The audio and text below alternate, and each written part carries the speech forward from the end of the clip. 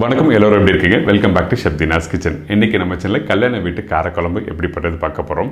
நான் ஃபஸ்ட்டு கல்யாண வீட்டு காரக்குழம்புக்கும் ரெகுலராக பண்ணுற காரக்குழம்புக்கும் என்ன வித்தியாசம் கேட்டேன்னா, நம்ம வீட்டில் ரெகுலராக பண்ணுற காரக்குழம்புக்கு வந்து டேரெக்டாக வெங்காயம் தக்காளி குழம்பு தூள் போட்டு புளி தண்ணி போட்டு ஃபினிஷ் பண்ணுறீங்க.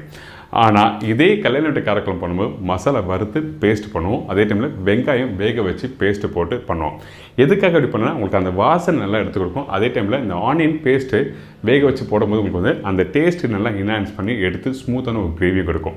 ஸோ அதனால் இன்றைக்கி கல்யாண வீட்டு காரக்குழம்பு எப்படி பண்ணுறது நீங்கள் பார்க்குறீங்க. ஒரு சூப்பரான ஸ்டைலில் கொடுத்துருக்கேன். கண்டிப்பாக நீங்கள் வீட்டில் ட்ரை பண்ணி பாருங்கள். அது மட்டும் இல்லை, இந்த ப்ரிப்பரேஷன் நீங்கள் பண்ணும்போது ஃபைனலாக கொஞ்சம் நாட்டு சக்கரை போட்டிருப்போம். இந்த நாட்டு சக்கரை எதுக்காக ஆட் பண்ணுன்னா, அந்த புளிப்புத்தன்மையும் காரத்தன்மையும் என்ஹான்ஸ் பண்ணி எடுத்து கொடுக்க மட்டும்தான் இந்த நாட்டு சக்கரை போடுறோம். கண்டிப்பாக வீட்டில் ட்ரை பண்ணி பாருங்கள். அதுக்கு முன்னாடி இந்த ப்ரிப்பரேஷன் தேவையான பொருட்கள் பார்த்தலாமா? கல்யாண வீட்டு காரக்குழம்புக்கு தேவையான பொருட்கள்: கத்திரிக்காய் 6 நம்பர், முருங்கைக்காய் 1, சின்ன வெங்காயம் 25லேருந்து 30 நம்பர், பூண்டு பல்லு 15லேருந்து 20 நம்பர், மீடியம் சைஸ் தக்காளி 3, வெங்காயம் 1, முழு தனியா 2 டீஸ்பூன், காய்ந்த மிளகாய் 8லேருந்து 10 நம்பர், சீரகம் 1/4 டீஸ்பூன், மிளகு 1/4 டீஸ்பூன், வெந்தயம் 1/2 டீஸ்பூன், மஞ்சத்தூள் சிறிதளவு, குழம்பு தூள் 1 டீஸ்பூன்,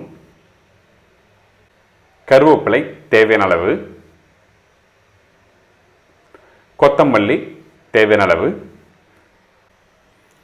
தேங்காய் மீடியம் சைஸ் 2 பத்தை, புளி பெரிய சைஸ் 1/2 நம்பர், நாட்டு சர்க்கரை சிறிதளவு, நல்லெண்ணெய் தேவையான அளவு, எள்ளு சிறிதளவு, உப்பு தேவையான அளவு. இதாங்க இந்த ப்ரிப்பரேஷன் தேவையான பொருட்கள். ஃபஸ்ட்டு கல்யாண வீட்டு காரக்குழம்புக்கு மசாலா ரெடி பண்ண போகிறோம். அதனால் இந்த கடாயில் நல்லெண்ணெய் ஆட் பண்ண பிறகு காஞ்ச மிளகா 6லேருந்து 8 நம்பர் காஞ்ச மிளகா, முழு தனியா 2 டீஸ்பூன், மிளகு போட்டிருக்கேன். இதுக்கு பிறகு வெள்ளை எள்ளு ஆட் பண்ணுறோம். எள்ளு அதிகமாக போடணும்னா கொஞ்சமாக போடுங்க, 1/4 டீஸ்பூனுக்கு கம்மியாக போட்ட பிறகு இந்த கருவேப்பிலை போட்டு இந்த எண்ணெய் லைட்டாக வதங்கணும். அதே டைமில் மிதமான சூடில் இந்த மசாலா வறுத்து எடுக்கணும், ரொம்ப இம்பார்ட்டன்ட். இதுக்கு பிறகு திருவண்ண தேங்காய் ஆட் பண்ணியிருக்கேன். இந்த திருவண்ண தேங்காய் இந்த மசாலா கொஞ்சம் லைட்டாக அந்த கோல்டன் ப்ரௌன் கலர் வர டைமில் நம்மக்கிட்ட இருக்க இந்த குழம்பு தூள் ஆட் பண்ணுறோம். இந்த குழம்பு தூள் போட்ட பிறகு நீங்கள் அடுப்பு ஆஃப் பண்ணணும். கொஞ்சம் உப்பு ஆட் பண்ணியிருக்கேன். எதுக்காக அடுப்பு ஆஃப் பண்ணிவிட்டு மிளகாத்தூள் போடணும்னு சொல்கிறேன்னு கேட்டிங்கன்னா காரணம் இருக்குது. அந்த எண்ணெய் சூடாக இருக்கும்போது திருப்பி மசாலா தூள் போட்டு நீங்கள் குக் பண்ணால் உங்களுக்கு வந்து தீயிற மாதிரி உங்களுக்கு அந்த வாசனை வரும். அதனால தான் அடுப்பை ஆஃப் பண்ணிவிட்டு குழம்பு தூள் போட்ட உடனே இந்த வெந்தயமும் ஆட் பண்ணுறோம். வெந்தயம் அதே மாதிரி தான். நீங்கள் அதிகமாக வதக்கிட்டிங்கன்னா உங்களுக்கு கசப்பு தன்மை தெரியும். இப்போது இந்த மசாலா ரெடி ஆகிடுச்சு. இதுக்கப்புறம் இந்த மிக்ஸி ஜாரில் ஆட் பண்ணி நம்ம அரைக்க போகிறோம். தேவையான அளவுக்கு தண்ணி ஆட் பண்ணி இந்த மசாலா அரைச்சிருங்க, சரிங்களா? இதுக்கு பிறகு இன்னொரு கடையில் நல்லெண்ணெய் போட்டிருக்கேன். நல்லெண்ணெய் வந்து ரொம்ப நேரம் சூடாகக்கூடாது, அதாவது புகை வர அளவுக்கு சூடு பண்ணக்கூடாது. கொஞ்சம் லைட்டாக சூடானே கடுகு போட்டிருக்கேன். கடுகு போட்ட உடனே நல்லா பொரிஞ்சு வரணும். இதுக்கு பிறகு கொஞ்சமாக வெந்தயம் போட்டிருக்கேன். வெந்தயம் நல்லா பொரிஞ்சு வரட்டும். அதுக்கு பிறகு காஞ்ச மிளகாய் குண்டு மிளகாய் போட்டால் காரம் நல்லா கிடைக்கும். உங்களுக்கு வேணால் நீங்கள் ஆட் பண்ணிக்கலாம். இப்போ பச்சை கருவேப்பிலை போட்டு நல்லா பொரிஞ்சு வருது. பூண்டு ஃபஸ்ட்டு எடுத்துன்னு நீங்கள் போட்டுக்கணும். அதுக்கு பிறகு தான் சின்ன வெங்காயம் ஆட் பண்ணணும். நீங்கள் அந்த பூண்டு நல்லெண்ணெய் போட்டு லைட்டாக அந்த வாசனை வர ஆரம்பிக்கும். அதுக்கு பிறகு இந்த சின்ன வெங்காயம் போட்டு லைட்டாக வதக்குங்க. இந்த வதங்கி வர டைமில் நம்ம என்ன பண்ண போகிறோம்னா, நம்மக்கிட்ட இருக்க இந்த கத்திரிக்காவும் முருங்காவும் ஆட் பண்ண போகிறோம். அதே டைமில் இந்த வெங்காயம் பூண்டும் பார்த்தீங்கன்னா ஜஸ்ட் லைட்டாக ஒரு 2 மினிட்ஸ் வதங்கி முடித்த பிறகு தான் இந்த கத்திரிக்காவை இந்த எண்ணெயில் ஆட் பண்ணுறோம். அதே மாதிரி 1/4 கட் பண்ணி வச்சுருக்க இந்த கத்திரிக்காய் கூட முருங்காவும் டுகெதராக போட்டு சாத்தே பண்ணலாம்.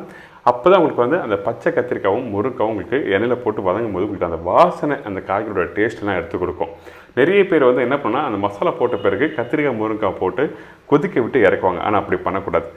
அந்த தாளிப்புலேயே அந்த காய்கறி நல்லா வதக்கிட்டு தான் அடுத்த ஸ்டெப் போடணும். இப்போ கொஞ்சம் லைட்டாக உப்பு போட்டிருக்கேன். இங்கே பாருங்கள், அந்த கத்திரிக்காய் பாருங்கள் கொஞ்சம் லைட்டாக இந்த மாதிரி கலர் வதங்கி வர டைமில் தான் நம்ம என்ன பண்ண போகிறோம்னா கொஞ்சம் மசாலா ஆட் பண்ண போகிறோம். இதுக்கு பிறகு இன்னொரு முக்கியமான விஷயம் சொல்கிறேன். இந்த வெங்காயம் வந்து முழுசாக தெரியணும். அப்போ தான் இந்த ப்ரிப்பரேஷன் கம்ப்ளீட் ஆகும்போது உங்களுக்கு தெரியும்.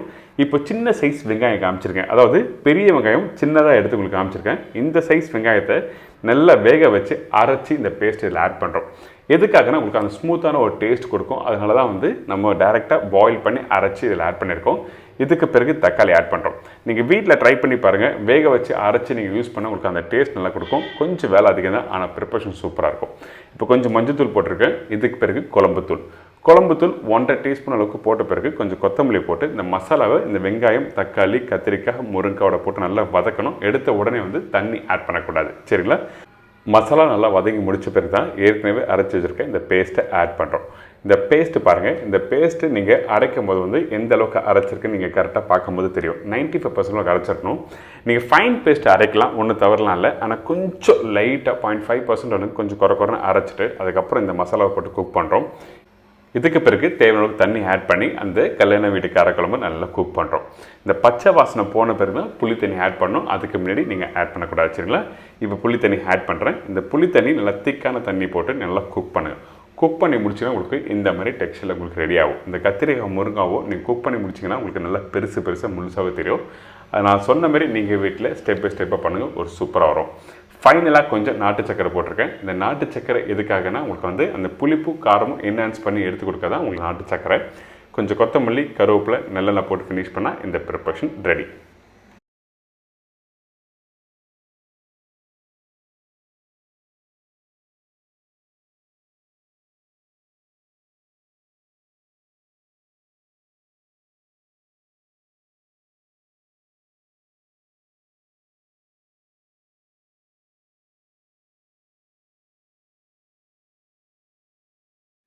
என்னங்க, இந்த கல்யாண வீட்டு காரக்குழம்பு எப்படி பண்ணுறது எல்லாருக்கும் ஈஸியாக தெரிஞ்சிருக்கும். கண்டிப்பாக வீட்டில் ட்ரை பண்ணி பாருங்கள். இந்த ப்ரிப்பரேஷன் ஸ்டெப் பை ஸ்டெப்பாக எப்படி பண்ணணும், எந்த டைமில் கத்திரிக்காய் நல்லா வதங்கி வந்த பிறகு மசாலா பண்ணணும் எல்லாம் தெளிவாக கொடுத்துருக்கேன்.